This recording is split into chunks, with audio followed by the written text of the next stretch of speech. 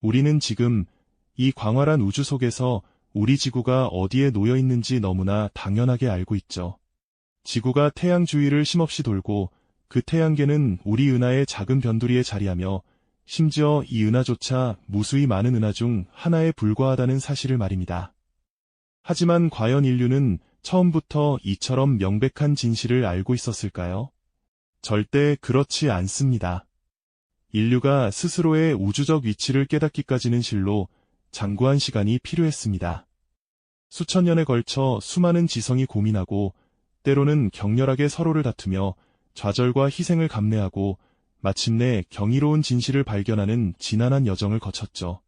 과연 인류는 어떻게 우리가 우주의 중심이 아니라는 당시로서는 충격적일 수밖에 없었던 사실을 받아들이게 되었을까요? 이 이야기는 단순히 과학적 발견의 역사를 넘어섭니다. 이는 인간이 스스로의 위치를 이해하고 존재론적 물음을 던지며 지적 한계를 극복해 나간 위대한 여정이니까요. 우리가 오늘날 너무나 당연한 상식처럼 여기는 우주관이 사실은 수많은 이들의 용기와 헌신으로 얻어진 것임을 깨닫는 순간 여러분의 세계관은 분명 더욱 깊어질 것입니다. 자, 그럼 인류 지성사의 가장 흥미진진한 탐험 속으로 함께 떠나볼까요? 아주 먼 옛날, 아직 과학이라는 개념조차 명확하지 않았던 시절, 인류의 눈에 비친 세상은 지금과는 사뭇 달랐습니다. 밤하늘을 수놓은 별들은 마치 거대한 돔 천장에 박힌 보석처럼 반짝였고 태양과 달은 매일같이 동쪽에서 떠올라 서쪽으로 지는 규칙적인 움직임을 반복했죠. 이 고요하고 변치 않는 질서 속에서 사람들은 자연스럽게 우리가 발딛고 선 이 땅이 모든 것의 중심이 아닐까 생각했습니다. 고대 문명의 현자들은 이 질문에 답하기 위해 밤하늘을 응시했습니다. 바빌론과 이집트의 고대 천문학자들은 거대한 신전이나 건축물 위에서 별들의 움직임을 끈질기게 기록했어요.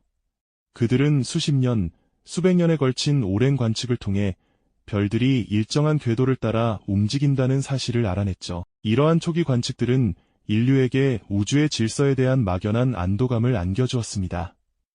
모든 것이 우리를 중심으로 돌아가는 듯한 안정적인 세계관은 당시 사람들에게 심리적인 편안함을 주었으니까요. 우리가 사는 곳이 곧 우주의 가장 특별한 자리라는 믿음은 매우 자연스럽게 자리 잡았습니다. 고대 그리스 시대에 이르러 이러한 인간 중심의 생각은 더욱 체계적인 형태로 발전하게 됩니다. 특히 위대한 철학자 아리스토텔레스는 자신의 깊은 철학적 사유를 통해 지구가 우주의 중심에 흔들림 없이 고정되어 있으며 그 주위를 달, 태양, 5개의 알려진 행성, 그리고 모든 별들이 각각 완벽한 동심원을 그리며 돈다는 천동설을 주장했습니다. 그는 무거운 물체는 아래로, 가벼운 물체는 위로 가는 자연의 보편적인 이치에 따라 가장 무거운 지구가 움직이지 않고 우주의 중심에 있어야만 한다고 설명했죠. 그의 이러한 우주관은 당시 사람들에게 매우 직관적이고 설득력 있게 다가왔습니다. 모든 것이 인간을 중심으로 존재한다는 어쩌면 오만하게 들릴 수도 있지만 동시에 너무나 편안하고 익숙한 세계관이었으니까요. 이러한 아리스토텔레스의 천동설은 이후 수백 년 동안 서양 세계의 우주관에 지대한 영향을 미쳤습니다. 그리고 서기 2세기에 이르러 알렉산드리아에서 활동했던 프톨레마이오스라는 천문학자는 이 천동설을 더욱 정교하고 복잡하게 다듬어냈죠. 그는 행성들이 때때로 하늘을 거꾸로 움직이는 것처럼 보이는 역행 현상과 같은 복잡한 움직임을 설명하기 위해 기존의 단순한 동심원 모델로는 부족하다는 것을 깨달았습니다. 그래서 그는 주전원, 에피사이켈, 과이심원, 익센트릭, 그리고 등속원, 에컨트이라는 개념을 도입했어요. 이것은 행성들이 커다란 원을 따라 돌면서 그 원 위에서 다시 작은 원을 그리며 움직인다는 가설이었습니다. 프톨레마이오스의 이 모형은 언뜻 보기에 매우 복잡했지만 당시 관측된 행성들의 움직임을 놀랍도록 상당히 정확하게 예측해낼 수 있었기에 이후 무려 약 1400년 동안 서양 세계의 우주관을 굳건히 지배하게 됩니다. 고대 도서관의 서재나 학당에서 프톨레마이오스의 복잡한 천동설 모형을 두고 학자들이 밤늦도록 열띤 토론을 벌였을 모습을 상상해보면 당시 사람들이 이 세계관에 얼마나 깊이 몰두하고 그 안정감에 안도했는지 짐작할 수 있을 겁니다. 이 시대의 지식은 바로 이 견고한 틀 안에서 발전했죠. 중세 유럽에 접어들면서 기독교 사상이 서구 사회의 주류가 되었고, 천동설은 교회의 교리와 더욱 굳건히 결합되었습니다. 신이 인간을 특별히 창조하여 우주의 중심에 두었다는 생각은 지구가 모든 것의 중심이라는 천동설과 완벽하게 맞아떨어졌으니까요. 수도원의 성직자들은 어두운 밤하늘 아래에서 망원경조차 없이 맨눈으로 별을 관측하며 신이 정해놓은 질서의 완벽함과 그 속에서 인간이 차지하는 특별한 위치를 확인하고 했습니다. 이 시기의 지식인들에게 천동설은 단순한 과학적 이론을 넘어 신의 섭리와 인간 존재의 의미를 담고 있는 흔들림 없는 진리였던 것입니다. 이처럼 수천 년 동안 인류는 지구가 우주의 중심이라는 믿음 속에서 안정감을 찾았고, 이 세계관은 너무나 견고해서 감히 의심조차 할 수 없는 것처럼 보였습니다. 폐쇄적이지만 동시에 익숙한 이 우주관은 오랫동안 인류의 지적 발전을 묶어두는 족쇄가 되기도 했죠. 하지만 아무리 완벽해 보이는 질서라도 아주 미세한 불일치와 설명되지 않는 의문들은 시간이 흐르면서 조금씩 고개를 들기 시작했습니다. 때로는 행성의 예측 불가능한 움직임처럼 기존의 틀로는 설명하기 어려운 미스터리들이 쌓여갔죠. 과연 이 견고했던 믿음은 언제까지 이어질 수 있었을까요? 다음 이야기에서는 이 견고한 믿음의 균열이 생기기 시작하는 순간을 다루게 될 겁니다. 수천 년 동안 인류를 지배했던 우주관은 마치 거대한 성벽처럼 견고해 보였지만 벽돌 틈새의 작은 균열처럼 서서히 의문들이 스며들기 시작했습니다. 그 첫 번째 균열을 낸 이는 누구였을까요? 바로 폴란드의 천문학자 니콜라우스 코페르니쿠스였습니다. 그는 16세기 초 오랫동안 당연하게 여겨지던 천동설의 복잡함과 불일치에 고개를 갸웃했죠. 행성들이 때로는 역행하는 듯 보이는 기이한 움직임을 설명하기 위해 기존의 천동설은 수많은 가설과 복잡한 궤도 모형을 덧붙여야 했습니다. 마치 얽히고 설킨 실타래처럼 말이죠. 코페르니쿠스는 조용히 자신의 서재에 틀어박혀 촛불 아래 밤늦도록 고대 문헌과 천문 기록들을 탐구했습니다.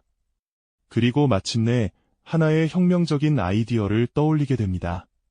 만약 지구가 우주의 중심이 아니라 태양이 중심에 있고 지구가 다른 행성들과 함께 태양 주위를 공전한다면 어떨까 하는 생각이었죠. 이 단순한 발상의 전환은 행성들의 움직임을 놀랍도록 간결하게 설명해 주었습니다. 마치 복잡한 매듭이 한순간에 풀리는 것과 같았달까요. 그는 자신의 이론을 담은 부루의 저작, 천구의 회전에 관하여를 완성했지만 당시 막강했던 교회의 권위와 충돌을 우려해 출판을 망설였습니다. 자신의 연구가 불러올 파장을 직감했던 것이죠. 결국 그의 책은 그가 세상을 떠나기 직전인 1543년에야 빛을 볼 수 있었습니다. 코페르니쿠스의 주장은 당대에는 그저 하나의 수학적 가설 정도로 받아들여졌습니다. 아직 그의 대담한 아이디어를 뒷받침할 명확한 증거가 부족했으니까요. 하지만 그의 연구는 수천 년간 지속되어 온 견고한 믿음에 작은 돌멩이를 던진 격이었습니다. 그리고 이 작은 파문은 한 세기 뒤 이탈리아의 위대한 과학자 갈릴레오 갈릴레이에 의해 거대한 파도로 변하게 됩니다. 17세기 초 갈릴레이는 네덜란드에서 발명된 새로운 도구, 망원경을 직접 제작하여 하늘을 관측하기 시작했습니다. 그가 망원경을 통해 본 우주는 인류가 상상했던 것과는 너무나도 달랐습니다. 갈릴레이는 망원경을 하늘로 향하자마자 경악을 금치 못했습니다. 완벽하고 흠결없다고 여겨지던 달의 표면에는 울퉁불퉁한 산맥과 깊은 분화구들이 가득했죠. 마치 흙으로 만든 덩어리처럼 말입니다. 그리고 목성을 관측하던 중 그는 목성 주변을 공전하는 4개의 작은 위성을 발견하게 됩니다. 이것은 충격적인 발견이었죠. 모든 천체가 지구를 중심으로 돈다는 천동설의 기본 전제를 직접적으로 뒤흔드는 증거였으니까요. 지구 외에 다른 천체를 도는 위성이 존재한다는 사실은 지구가 우주의 특별한 중심이 아니라는 강력한 암시였던 겁니다. 마치 우주의 중심에서 한 발짝 물러나 겸허하게 바라보게 만드는 순간이었죠. 갈릴레이는 자신의 관측 결과를 발표하며 코페르니쿠스의 지동설을 강력하게 지지했습니다. 하지만 그의 용기 있는 주장은 당시 절대적인 권위를 가졌던 교회의 심기를 불편하게 만들었습니다. 신이 인간을 위해 지구를 우주의 중심에 두었다는 교리적 해석과 정면으로 배치되었으니까요. 결국 갈릴레이는 종교 재판에 회부되었고 자신이 직접 망원경으로 확인한 진실을 부정하라는 강요를 받게 됩니다. 엄숙하고 이합적인 법정에서 노쇠한 갈릴레이는 자신의 주장을 철회해야만 했습니다. 이 사건은 과학적 진실이 권위와 충돌할 때 얼마나 큰 고통을 겪을 수 있는지를 보여주는 비극적인 역사로 남아있죠. 하지만 그의 마음속에는 진실에 대한 확신이 흔들림 없이 자리하고 있었을 겁니다. 갈릴레이가 고통받는 동안에도 독일의 천문학자 요하네스 케플러는 스승인 티코 브라헤가 평생에 걸쳐 축적한 방대한 행성 관측 데이터를 분석하며 씨름하고 있었습니다. 브라헤는 맨눈 관측의 한계 속에서도 놀랍도록 정확한 데이터를 남겼지만 이 데이터를 기존의 천동설이나 코페르니쿠스의 원형 궤도에 대입하면 미세한 오차가 발생했죠. 케플러는 수많은 시행착오와 끈질긴 계산 끝에 행성들이 태양 주위를 완벽한 원이 아닌 타원 궤도로 돈다는 혁명적인 사실을 밝혀냈습니다. 마치 퍼즐의 마지막 조각을 찾아낸 것처럼 말이죠. 이 발견은 행성 운동의 원리를 설명하는 세 가지 법칙으로 정리되었고, 이는 지동설이 단순한 가설이 아니라 물리적 법칙에 기반한 과학적 진실임을 입증하는 결정적인 증거가 되었습니다. 코페르니쿠스가 씨앗을 뿌리고 갈릴레이가 관측으로 싹을 틔웠다면 케플러는 그 싹에 영양분을 공급하여 튼튼한 줄기로 자라게 한 셈입니다. 이들 용기 있는 선구자들의 노력 덕분에 인류는 수천 년간 갇혀있던 천동설의 감옥에서 서서히 벗어나 새로운 우주관을 향해 나아갈 수 있게 되었던 것이죠. 하지만 이 여정은 여기서 끝이 아니었습니다. 이들의 발견은 또 다른 위대한 지적 혁명의 서막을 알리는 것에 불과했으니까요.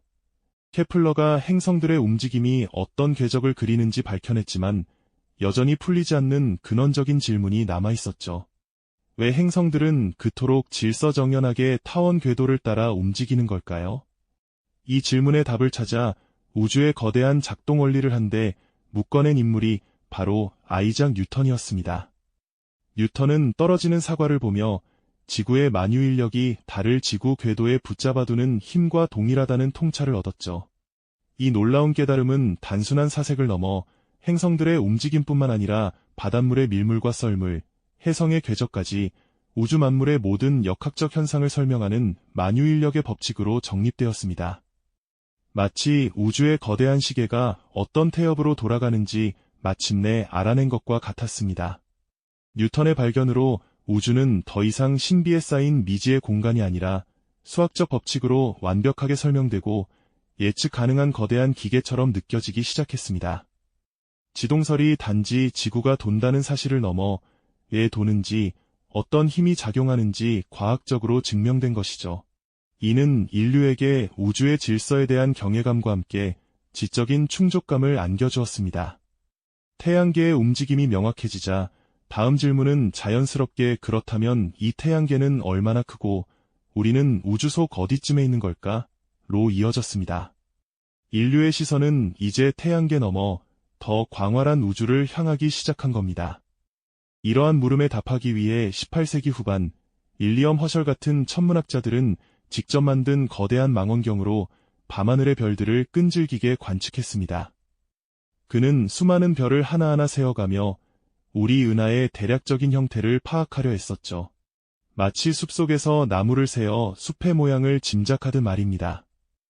허셜은 우리 은하가 중앙이 두툼한 거대한 맷돌이나 납작한 원반 형태를 가졌을 것이라고 추정했습니다.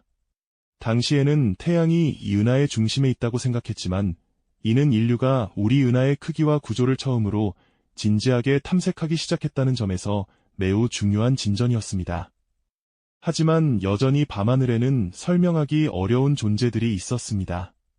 망원경으로 보면 희미하고 흐릿하게 보이는 낯선 성운들이었죠. 이들은 우리 은하 내부에 있는 가스 구름일까요? 아니면 우리 은하 바깥에 있는 또 다른 섬 우주일까요? 이 질문을 두고 20세기 초 천문학계는 뜨거운 논쟁에 휩싸입니다. 바로 대논쟁이라 불리는 할로 세플리와 허버 커티스의 경론이었습니다. 세플리는 우리 은하의 크기를 매우 거대하게 측정하고 태양은 그 중심이 아닌 변두리에 위치한다고 주장했습니다. 그리고 나선 성운들은 모두 우리 은하 안에 있다고 보았죠. 반면 커티스는 나선 성운들이 우리 은하와는 별개의 독립적인 은하, 즉 섬 우주라고 맞섰습니다. 이 논쟁에 결정적인 종지부를 찍은 인물이 바로 에드윈 허블이었습니다. 허블은 당시 세계 최고 성능을 자랑하던 윌슨산 천문대의 100인치 망원경으로 안드로메다 성운을 관측하던 중 세페이드 변광성을 발견합니다. 세페이드 변광성은 밝기가 주기적으로 변하는 별인데 이 주기를 통해 정확한 실제 밝기를 알 수 있었죠. 허블은 이 별의 겉보기 밝기를 측정하여 안드로메다 성운이 우리 은하로부터 상상조차 할 수 없을 만큼 멀리 떨어져 있다는 사실을 계산해냈습니다. 이것은 인류의 우주관을 송두리째 뒤흔드는 충격적인 발견이었습니다. 안드로메다 성운은 우리 은하 속 작은 가스 덩어리가 아니라 수백만 광년 떨어진 또 다른 거대한 은하였던 겁니다. 이로써 우주의 크기는 한순간에 우리가 상상했던 것보다 수만 배 이상으로 팽창했습니다. 우리는 더 이상 우주의 유일한 은하가 아니었습니다. 우리 은하조차도 끝없이 펼쳐진 광활한 우주에 떠있는 수많은 은하 중 하나에 불과했던 것이죠. 이 발견은 인류에게 겸허함과 동시에 경이로움을 선사했습니다. 태양계는 우리 은하의 변두리에 있는 작은 점에 불과하고 우리 은하 또한 우주라는 거대한 바다의 한 물방울에 지나지 않는다는 사실을 깨닫게 된 겁니다. 이처럼 우주의 거대한 스케일 앞에서 우리는 또 다른 질문을 던지게 됩니다. 과연 이 광활한 우주에 우리만 존재할까요? 이 영상이 도움이 되셨다면 좋아요와 구독 부탁드립니다. 여러분의 응원이 제게 큰 힘이 됩니다. 다음 영상에서도 더 유용한 정보를 공유하겠습니다. 감사합니다.